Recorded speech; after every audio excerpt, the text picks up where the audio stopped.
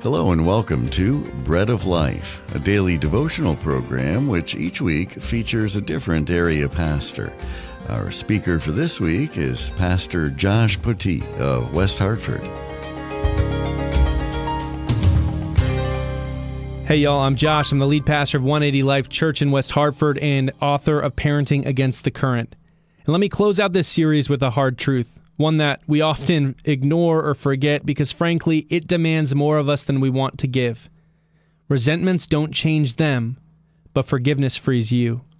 Let me paint you a picture. When we feel under attack or when we're bracing for conflict, we build walls, tall ones, maybe even dig a moat, post up a few archers, and pull up the drawbridge. You've felt this before. Someone wounds you, and your first instinct is to protect, to isolate, to wall yourself in. That's what we do. In our marriages, in our parenting, our friendships, offices, and churches, we self-protect. We hold grudges, and before long, we're not just defending, but we're disconnected. But here's the problem. Those walls you built to stop arrows, they also stop hugs, they stop healing, and over time, they stop you from feeling and living free in the way God has called you. Why? Because resentment doesn't punish them. It punishes you. It chains you. Jesus offers a different way in Matthew 18. Peter asks Jesus, "How many times should I forgive my brother? 7?"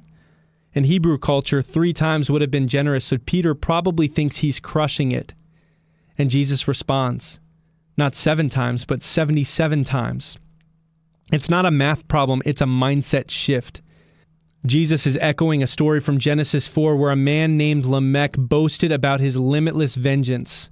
He says, if you avenge 7 times, I'll avenge 77 times. He says, there's no end to my vengeance. And Jesus flips the script and teaches us that we're meant to show a limitless forgiveness. Why? Because we've been forgiven more than we could ever repay.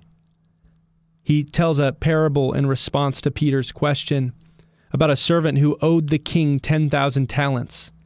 Now, we don't know what that is in our culture, but I'll tell you it's roughly about 200,000 years worth of wages. In other words, it's an unpayable debt. The king forgives it completely. But that same servant walks out, finds someone who owed him a tiny fraction of that amount, grabs him by the throat and demands repayment. That's us when we cling on to resentment. You see, we're not the king in this story. We're the unforgiving servant, the one who has been forgiven much, and then we equally go out and forget how much we've been forgiven.